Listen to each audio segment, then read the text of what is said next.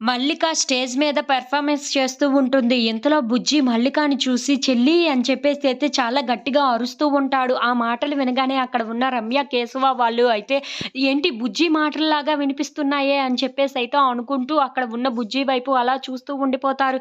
ఇంతలో అక్కడ ఉన్న గౌతమ్ కూడా మల్లికానా అని చెప్పేసి అయితే అనుకుంటూ మల్లిక దగ్గరకు పరిగెట్టుకుంటూ స్టేజ్ మీదకైతే వెళ్తూ ఉంటాడు.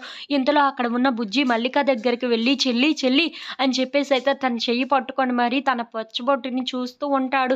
"చెల్లి నువ్వు దొరికావు నాకు" అని చెప్పేసైతే చాలా సంతోషిస్తూ ఉంటాడు. ఇంతలో అక్కడ ఉన్న రమ్య, కేశవ వాళ్ళు కూడా నా పిల్లలు నాకు దక్కారు అని చెప్పేసైతే అనుకుంటూ సంతోషంగా స్టేజ్ మీదకి వెళ్ళబోతూ ఉంటారు.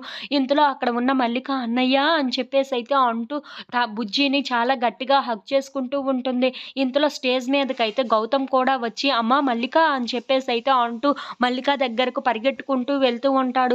కరెంట్ షార్ట్ సర్క్యూట్ అవ్వటంతో అక్కడ ఉన్న వాళ్ళందరూ అయితే చాలా టెన్షన్ పడిపోతూ ఉంటారు. ఇంతలో అక్కడ ఉన్న షార్ట్ సర్క్యూట్ మొత్తం స్టేజ్ మీద జరగటంతో అక్కడకైతే మంటలు అన్నీ వచ్చేయటంతో మల్లిక, బుజ్జి అలాగే కేశవ, గౌతమ్, రమ్య వాళ్ళు అయితే చాలా టెన్షన్ పడిపోతూ ఉంటారు. ఏంటి ఈ టైంలో ఇలా జరిగింది అని చెప్పేసి అయితే అనుకుంటూ ఉంటారు. ఇంతలో అక్కడ ఉన్న మల్లిక అయితే "అన్నయ్య" అని చెప్పేసి అయితే చాలా గట్టిగా అరుస్తూ ఉంటుంది.